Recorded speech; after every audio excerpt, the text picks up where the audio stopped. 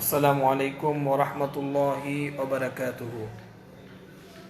আজকে একটা বিশেষ কারণ নিয়ে আমি লাইভে আসতে বাধ্য হলাম, যেহেতু আজকে রাত্রে সূরাতুত তারাবিহ নামাজের একটা বিষয় আজকে রয়ে যাচ্ছে।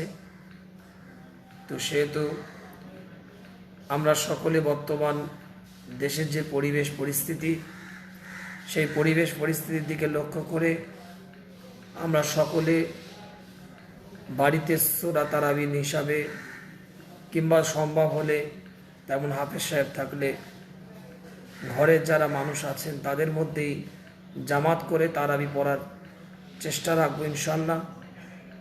এবং যেহেতু তারাবির নামাজ সুন্নাতে মুআক্কাদা কিফায়া, মসজিদের হক আদায়ের জন্য কয়েকজন মিলে আমরা খুব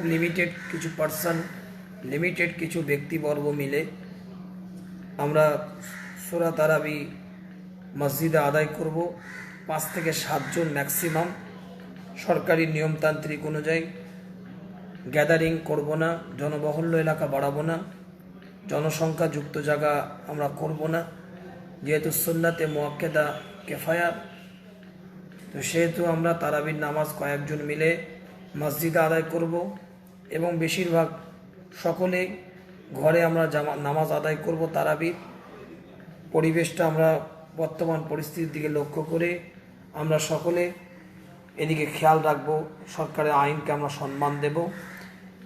এবং খতম তারাবি যেহেতু নাফল একটা ইবাদত, যদি সম্ভবপর হয় আমরা বাড়িতে, যদি সম্ভব হয় আমরা আদায় করব। এর জন্য এলাকায় জনসংখ্যা আমরা বাড়াবো না, মসজিদ সংক্রান্ত এলাকায় জনসংখ্যা বাড়াবো না।